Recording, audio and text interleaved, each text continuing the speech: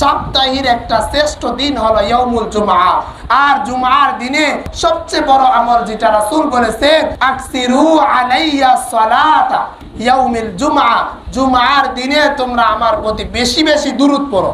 ফাইন্না সালাতা মা'রুদাতুন আলাই, কোন হাদিসে আসছেন তুরাদু আলাই, যে জুমার দিন তোমরা বেশি বেশি দুরূদ পড়ো, কারণ জুমার দিন এই দুরূদটা আমার কাছে আনা হয় আর এইভাবে ব্যক্ত করা হয়, অমুক মহল্লার অমুকের ছেলে অমুক আপনার প্রতি দুরূদ পড়ছে, তার নাম সহকারে রাসূলের কাছে পেশ করে।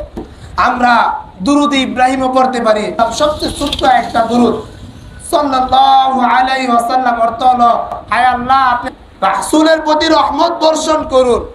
রাসূলুল্লাহ সাল্লাল্লাহু আলাইহি ওয়াসাল্লাম বলেন, মান সাল্লা আলাইয়া সালাতান, কেউ যদি আমার প্রতি একবার দুরূদ পড়ে, সাল্লাল্লাহু আলাইহি আশারা, আল্লাহ তাআলা তার প্রতি